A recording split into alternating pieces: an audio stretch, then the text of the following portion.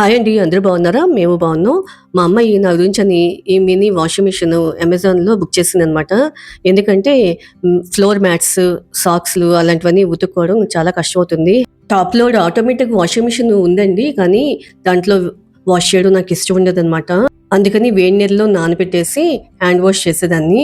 నాకు ఆర్థరైటిస్ ఉంది కదండీ! అందుకని చెప్పి చేతులు బాగా నొప్పులు ఎక్కువైపోతున్నాయి. అందుకని మా అమ్మాయి అమెజాన్‌లో ఈ మినీ వాషింగ్ మిషన్ బుక్ చేసేసింది.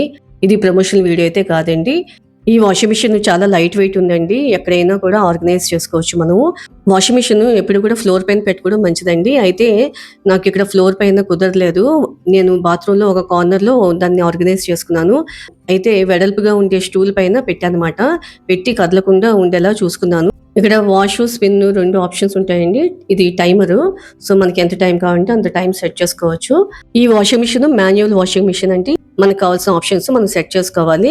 ఆటోమేటిక్ అయితే కాదు.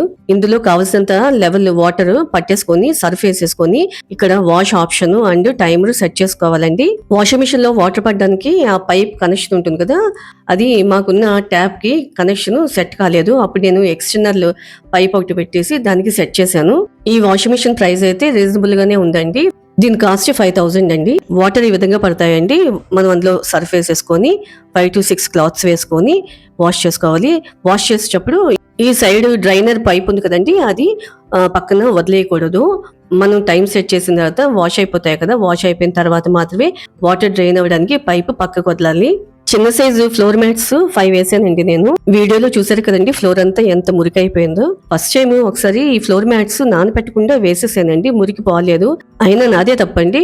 కొంచెం నానపెట్టే వేయాలి, ఫ్లోర్ మ్యాట్స్ కదా తొందరగా మురికి పోదు. అందుకని గోరువెచ్చటి నీళ్ళలో ఒక గంటన్నర సేపు నానపెట్టేసి అప్పుడు వాష్ చేశాను అనమాట. అప్పుడు మురికిపోయిందండి.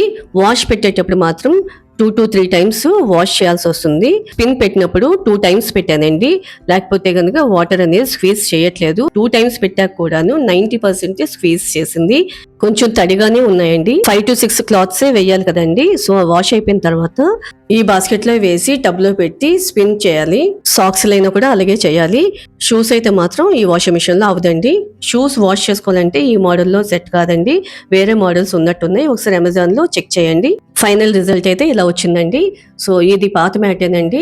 ఈ అంచులు ముందు నుంచి ఇలాగా పీచులుగా వచ్చేసిందండి. ఇది కొత్త మ్యాట్, దీనికి ఏం పీచులు ఏవి రాలేదు. జస్ట్ డిఫరెన్సెస్ చూపిస్తున్నానండి. నాకైతే కంఫర్టబుల్ గా అనిపించింది. మరి మీరు కూడా కావాలి అనుకుంటే కనుక అమెజాన్ లో ఒకసారి రివ్యూస్ అవన్నీ స్టడీ చేసి మీకు కావాల్సిన ఫీచర్స్ ఉన్నాయో చూసుకొని మీకు నచ్చితే కనుక తీసుకోండి. మరి ఈ వీడియో నచ్చితే కనుక లైక్ చేసి సబ్స్క్రైబ్ చేసుకోండి. మీ బంధువులకి ఫ్రెండ్స్ కూడా షేర్ చేసి సపోర్ట్ చేయండి.